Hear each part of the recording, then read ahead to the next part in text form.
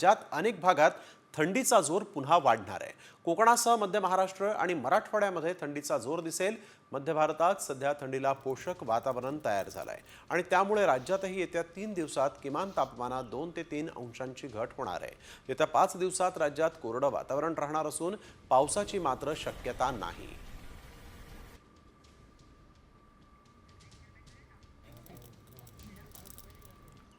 आणि आता पाहूयात इतरही महत्त्वाच्या बातम्या टॉप 50 मध्ये।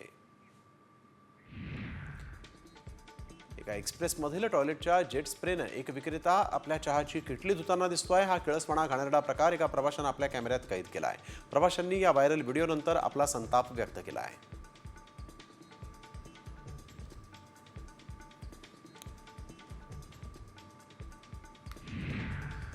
छत्रपती संभाजीनगरमधला एक व्हिडिओ व्हायरल होतोय, ज्यात एक फळ विक्रेता नाल्यामध्ये पोतं बुडवताना दिसतोय। नाल्यातल्या घाण पाण्यामध्ये तो आपलं जे पोतं आहे ते धुतोय आणि नंतर तेच पोतं केळींवर टाकतो। हा संतापजनक प्रकार समोर आल्यानंतर कारवाईची मागणीही आता केली जाते आहे। त्यामुळे रस्त्यावरच्या फळ विक्रेत्यांकडून फळ घेताना सावध राहा।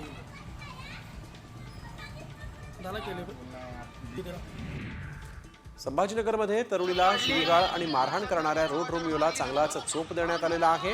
टीव्ही सेंटर भागामध्ये ही घटना घडली आहे। खासगी अभ्यासिकेमध्ये जाणाऱ्या तरुणीची छेड काढली होती। युवा सेनेनं या घटनेची माहिती घेत त्या रोड रोमियोला चांगलाच चोप दिला आहे।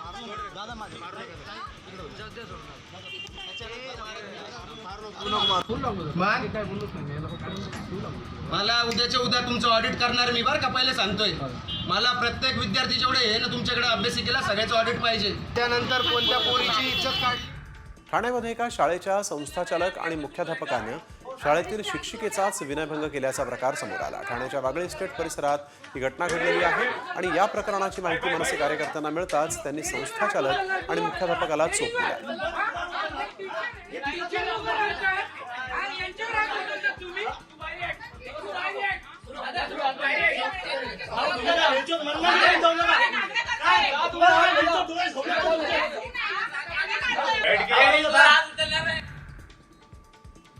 कोल्हापुरातल्या गडिंग्लजमध्ये एका तरुणानं बस स्थानकासमोर अल्पवयीन मुलीची छेड काढली।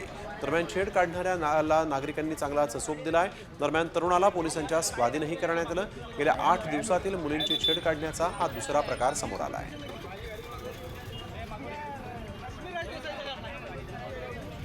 सांगली शहरातील विश्रामबागमधील एसटी कॉलनी परिसरात आणि राम मंदिर इथं पहाटेच्या सुमारास महिलांच्या टोळीकडून चोरीसाठी रेकी केली जात आहे।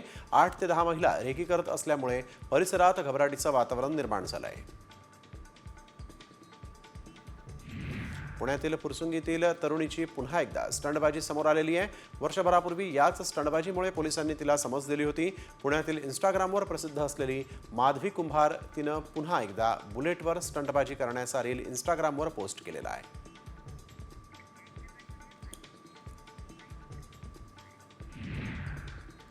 भास्कर जाधवांच्या ऑफिसच्या बाहेर रत्नागिरीमध्ये पोलीस बंदोबस्त वाढवण्यात आला आहे। चिपळूणमध्ये निलेश राणे यांच्या सभेपूर्वी हा बंदोबस्त वाढवण्यात आलेला आहे। तसंच भास्कर जाधव यांच्या चिपळूण कार्यालयात प्रजासत्ताक अमृत महोत्सवही साजरा केला जातोय। त्यामुळे मागे झालेल्या दगडफेकीच्या घटनेमुळे पोलिसांनी खबरदारी बाळगलेली आहे।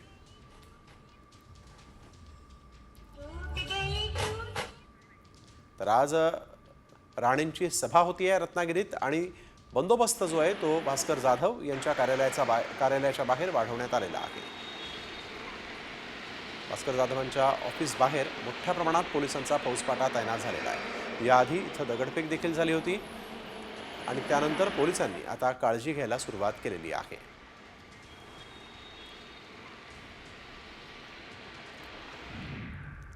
छावा सिनेमा तज्ज्ञांना दाखवल्याशिवाय प्रदर्शित करू नये, उद्योगमंत्री उदय सामंतांनी सरकारची भूमिका स्पष्ट केली आहे। संभाजीराजेंचा अपमान खपवून घेणार नाही। निर्माते दिग्दर्शकांनी तातडीनं उपाययोजना करावी, चित्रपटातला आक्षेपार्ह भाग काढून टाकावा असं देखील सामंत यांनी म्हटलंय। खासदार उदयनराजेंनी छावा या चित्रपटाचं दिग्दर्शक लक्ष्मण उतेकरांना फोन करून चित्रपटातील आक्षेपार्ह सीन हटवण्याच्या सूचना केलेल्या आहेत आणि यावेळी सीन हटवू अशी ग्वाही दिग्दर्शकांनी उदयनराजेंना दिल्याची माहिती मिळते। त्या काळात मग दाखले काढतात। ये संग्राम एक स्वराज बनाने का प्रयत्न है। स्वराज हर एक इंसान को स्वराज परिवार का हक सैफ अली खान हल्ला प्रकरणातील नवा ट्विस्ट समोर आलेला आहे। सैफ अली खानच्या घरातून तब्बल 200 बोटांचे ठसे मिळालेले आहेत। मात्र पोलिसांच्या अटकेत असलेल्या शहजादचे ठसे मॅच होत नसल्याची माहिती सूत्रांनी दिली। तसंच सैफ अली खानच्या घरातल्या सीसीटीव्ही कॅमेऱ्यामध्ये कैद झालेला आरोपी हा शहजाद नाही असा दावा शहजादच्या वडिलांनीही केला होता। वांद्रे पोलिसांनी सैफ अली खानच्या रक्ताचे नमुने घेतलेले आहेत। हल्लेखोर शरीफुल इस्लामच्या ताब्यातून जप्त करण्यात आलेल्या कपड्यावरील रक्ताच्या डागांशी जुळवणी आता होणार आहे।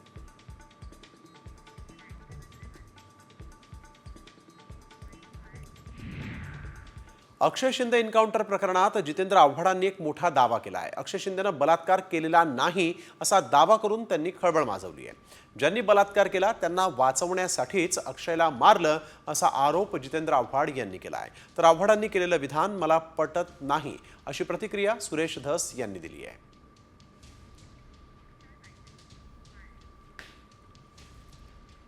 अरे अक्षय शिंदेने तो बलात्कारच केला नाही, केलेल्यांना सोडवण्यासाठी म्हणून अक्षय शिंदेची हत्या झाली।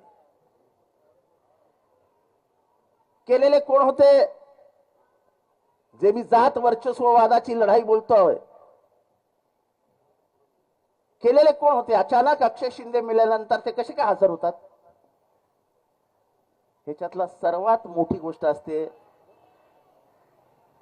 की माणसाची मेमरी शॉर्ट आहे, ते लवकर विसरून जातील। या एकाच गेम वरती गव्हर्नमेंट खेळत असतं। तर एक मला त्या मोर्चामधले काही स्टेटमेंट्स मी पाहिले, त्याच्यामध्ये जितेंद्र आव्हाड साहेब पहिल्यापासून या मोर्चामध्ये याच बाबतीमध्ये पुढे आहेत। फक्त त्यांचं आजचं अक्षय शिंदेच्या बाबतीतलं स्टेटमेंट मला आवडलं नाही। धुळे तालुक्यातील मोहाडी परिसरात काही मांत्रिक स्मशानभूमीमध्ये रात्रीच्या वेळेस अघोरी पूजा करत असल्याचा प्रकार समोर आलेला आहे। परिसरातील नागरिकांच्या हा सगळा प्रकार लक्षात आल्यानंतर नागरिकांनी अघोरी पूजा उधळून लावली। स्मशानभूमीमध्ये कापलेला बोकड, जिवंत कोंबड्या आढळून आल्या आहेत। तसंच मोठ्या प्रमाणात कापलेले लिंब आणि काही फोटोही सापडलेले आहेत। बुलढाण्यातील केस गळती प्रकरणी गावातील पाणी न वापरण्याचे आदेश प्रशासनाने दिलेले आहेत। गावकऱ्यांना ग्रामपंचायतीकडून टँकरद्वारे पाणी पुरवठा होणार असून पाण्यामध्ये नायट्रेट आणि क्षाराचं प्रमाण मर्यादेपेक्षा जास्त असल्यामुळे हा निर्णय घेण्यात आलेला आहे। मुंबईवरील 26/11 दहशतवादी हल्ल्यातील दोषी तहव्वूर राणाचं भारताकडे प्रत्यार्पण करण्यात येणार आहे। अमेरिकन सर्वोच्च न्यायालयानं या प्रत्यार्पणाला मंजुरी दिलेली आहे। भारत प्रदीर्घ काळापासून तहव्वूर राणाच्या प्रत्यार्पणासंदर्भात पाठपुरावा करत होता। राणा हा मूळचा पाकिस्तानी असून कॅनडाचा नागरिक झाला आहे।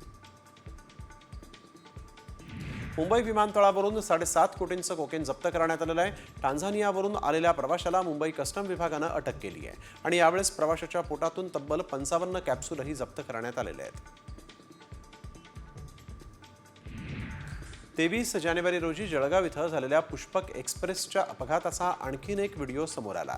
ट्रेनमध्ये आग लागल्याच्या अफवेमुळे अनेक प्रवासी ट्रेनमधून खाली उड्या मारताना दिसत आहेत। 23 जानेवारी रोजी ही दुर्दैवी घटना घडली होती आणि या घटनेत 13 जणांचा मृत्यू झाला होता, तर 40 प्रवासी गंभीर जखमी आहेत।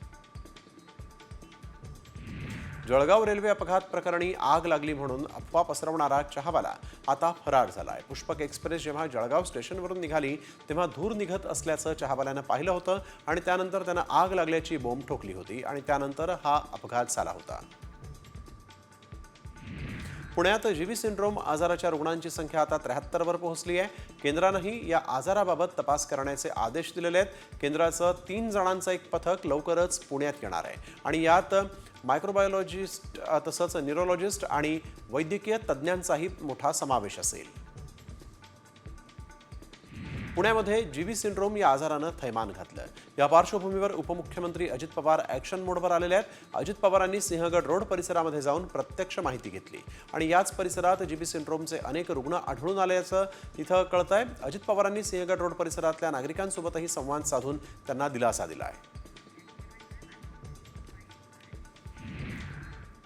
बातमी अमरावतीतून। त्रिशूलच्या नावावर मोठ्या प्रमाणात शस्त्रांचा वाटप होतोय असा आरोप काँग्रेस नेत्या यशोमती ठाकूर यांनी केला आहे। तर ठाकूर लोकांच्या डोळ्यात धुळफेक करत असल्याचा पलटवार अनिल बोंडे यांनी केला आहे। अमरावतीत त्रिशूलच्या नावाखाली शस्त्र वाटप होत असल्याचं काँग्रेसच्या नेत्या यशोमती ठाकूर यांनी म्हटलेलं आहे।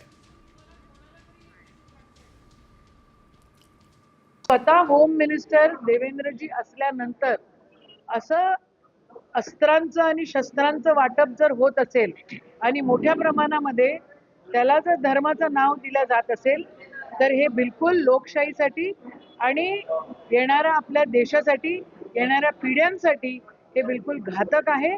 उद्या जर या शस्त्रांचं वाटप जर चुकीच्या गोष्टींसाठी करण्यात आला तर मग याला जबाबदार कोण राहणार असं आमचं ठामपणे म्हणणं आहे.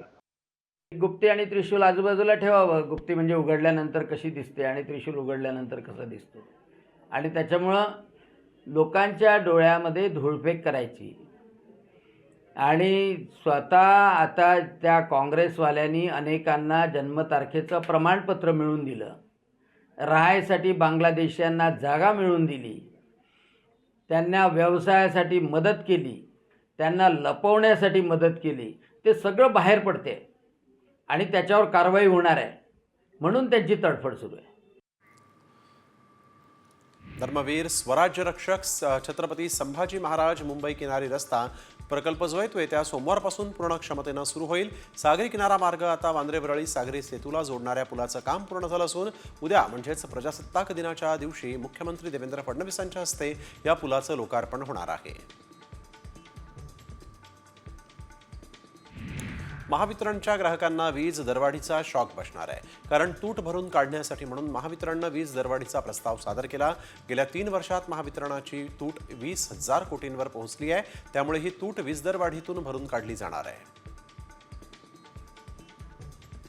एसटी महामंडळानं तिकीट दरामध्ये 15% भाडेवाढ केलेली आहे. मात्र अनेक ठिकाणी एसटी बसचं तिकीट 91 किंवा 74 रुपये असं आहे. जर 91 रुपये तिकीट असेल तर प्रवाशांना 9 रुपये सुट्टे कुठून देणार असा सवाल वाहकांनी विचारलेला आहे. जम्मू काश्मीरच्या नागरिकांची वंदे भारतची प्रतीक्षा आता संपली आहे. लवकरच कटरा बारामुल्ला मार्गावर वंदे भारत एक्सप्रेस धावणार आहे आणि या ट्रेनची चाचणी आता पूर्ण झाली. जगातला सर्वात उंच रेल्वे पूल असणाऱ्या चिनाब ब्रिजवरून वंदे भारत धावली आहे. जागतिक बाजारातील तेजीमुळे सोन्याच्या भावावर मोठा परिणाम होतोय. गेल्या काही दिवसांमध्ये सोन्याच्या भावात तब्बल 4,000 रुपयांची वाढ झाली आहे. सोन्याचा दर आता जीएसटीसह 83,000 रुपयांवर पोहोचलेला आहे. अमेरिकेत डोनाल्ड ट्रम्प यांच्या व्यापार धोरणामुळे सुरक्षित गुंतवणूक म्हणून सोन्याची मागणी वाढली असल्याची माहिती सोने तज्ज्ञांनी दिली आहे. शालेय शिक्षण राज्यमंत्री आणि वर्धा जिल्ह्याचे पालकमंत्री डॉक्टर पंकज भोयर यांनी नागपूर विभागातील 10वी आणि 12वी परीक्षेचा आढावा घेतला. कॉपीमुक्त अभियान प्रभावीपणे राबवण्यासंदर्भात आवश्यक त्या सूचना देऊन केलेल्या तयारीची माहिती यावेळेस भोयर यांनी घेतलेली आहे. चिपी विमानतळाच्या धावपट्टीवर धुकं असल्याच्या कारणावरून पुण्यावरून प्रवाशांना घेऊन निघालेलं फ्लाय 91चं विमान गोव्यातील मोपा विमानतळावर उतरवण्यात आलेलं आहे. चिपी विमानतळावर नाईट लँडिंगची सुविधा उपलब्ध करून द्यावी अशी मागणी आता प्रवाशांकडून होऊ लागली आहे. प्रजासत्ताक दिनानिमित्तानं पुणेकरांसाठी विशेष सवलत देण्यात आली. 118 रुपयांचं पुणे मेट्रो ट्रान्झिस्ट कार्ड 26 जानेवारी रोजी प्रवाशांसाठी फक्त 20 रुपयांमध्ये मिळणार आहे. या कार्डमुळे प्रवाशांना सोमवार ते शुक्रवार 10% आणि शनिवार ते रविवार 30% सवलत मिळणार आहे. पहिल्या 5,000 प्रवाशांसाठीच ही सवलत असणार आहे. माजी न्यायमूर्ती नरेंद्र चपळगावकर यांनी वयाच्या 88व्या वर्षी अखेरचा श्वास घेतला. गेल्या काही महिन्यांपासून ते कर्करोगाशी झुंज देत होते. यावेळेस ते 96व्या साहित्य संमेलनाचेही अध्यक्ष होते. भारताचा बॅट्समन वीरेंद्र सेहवागच्या घटस्फोटाच्या चर्चा सुरू झाल्या. वीरेंद्र सेहवाग आणि त्याची पत्नी आरती सेहवाग जी आहे यांनी त्यांच्या नात्याला तडा आता गेलाय अशी माहिती मिळते. वीरेंद्र आणि आरती यांचं 2004 मध्ये लव्ह मॅरेज झालं होतं. मात्र आता 21 वर्षानंतर त्यांच्या सुखी संसाराला नजर लागल्याची माहिती समोर येते आहे. स्वातंत्र्याच्या अमृत महोत्सवानिमित्त बुलढाण्यातील जामोदच्या जनता विद्यालयानं 150 फूट लांबीचा भव्य तिरंगा रॅली इथे काढली होती आणि या रॅलीला स्थानिक नागरिकांचाही उत्स्फूर्त असा प्रतिसाद मिळाला. यावेळेस परिसरातील वातावरण देशभक्तीनं न्हाऊन निघालं. ड्रग्स प्रकरण ते पोर्श अपघाताचा तपास करणाऱ्या सुनील तांबे यांना राष्ट्रपती पदक मिळणार आहे. प्रजासत्ताक दिनानिमित्तानं पोलिसांसह इतर सेवा दलातील राष्ट्रपती पदक विजेत्यांची नावं केंद्रीय गृह मंत्रालयानं जाहीर केली. महाराष्ट्रातील एकूण 43 पोलीस या पदकांचे मानकरी ठरलेले आहेत. त्र्यंबकेश्वरमध्ये संतश्रेष्ठ निवृत्तीनाथ महाराजांचा पौषवारी सोहळा सुरू झालाय. निवृत्तीनाथ महाराजांच्या समाधी मंदिरात शासकीय पूजा पार पडली. यंदा ही पूजा राज्याचे मंत्री गिरीश महाजन यांच्या हस्ते सपत्नीक पार पडलेली आहे. आळंदीत संत ज्ञानेश्वर महाराज संजीवन समाधी मंदिरात षष्टतीला एकादशी निमित्तानं आकर्षक अशा फुलांची सजावट करण्यात आलेली आहे. संपूर्ण मंदिर रंगीबिरंगी फुलांनी सजवण्यात आलेलं आहे.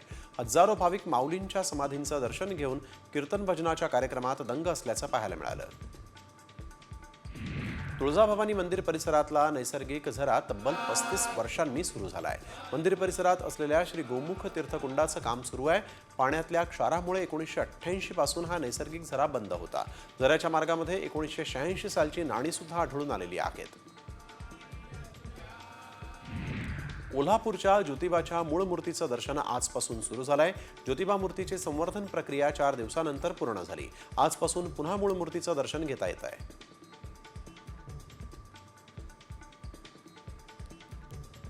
ममता कुलकर्णीनं संन्यास घेतल्यानंतर आता एक नवीन वाद निर्माण झालाय. एका स्त्रीला महामंडलेश्वर का केलं? जर स्त्रीलाच महामंडलेश्वर करायचं असेल तर किन्नर आखाडा नाव का, असा सवाल हेमांगी सखी यांनी विचारलेला आहे. महाकुंभमेळ्यामध्ये नागा पुरुषांसोबतच महिलांचेही दीक्षाविधी होत आहेत. मात्र महिलांसाठी नागा संन्यासी बनण्याची प्रक्रिया अवघड आहे. महिलेला ब्रह्मचर्य व्रत 10 ते 15 वर्ष पाळावं लागतं. महिलेच्या कौटुंबिक आणि सांसारिक जीवनाची कसून तपासणी केली जाते. जेव्हा आखाड्याच्या गुरूचा या सर्व गोष्टींवर विश्वास असतो तेव्हाच ते त्यांना दीक्षा द्यायला तयार होतात. प्रयागराजच्या महाकुंभमेळ्यातील आणखीन एका व्हिडिओनं सोशल मीडियावर धुमाकूळ घातलाय. कुंभमेळ्यातील एका भंडाऱ्यामध्ये जेवण करणारी ही व्यक्ती हॅरी पॉटर म्हणजेच डॅनियल रेडक्लिफ असल्याचा दावा करण्यात आलेला आहे. मात्र ही व्यक्ती डॅनियल रेडक्लिफ नसून महाकुंभामध्ये सहभागी झालेला एक सर्वसाधारण भक्त आहे.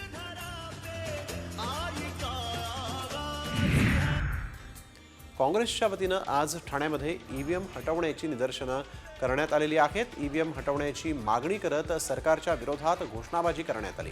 काँग्रेस अध्यक्ष विक्रांत चव्हाणांच्या नेतृत्वाखाली सदरची निदर्शनं पार पडली आहेत.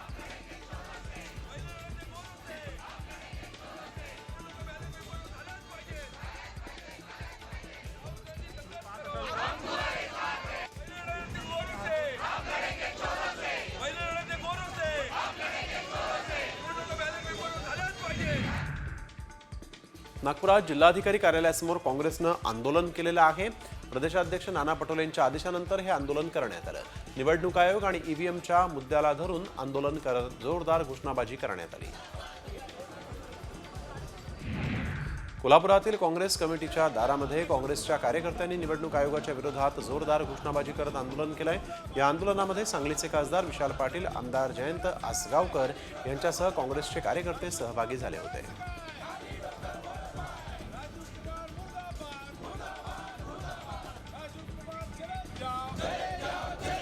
इलेक्शन कमिशन मुर्दाबाद.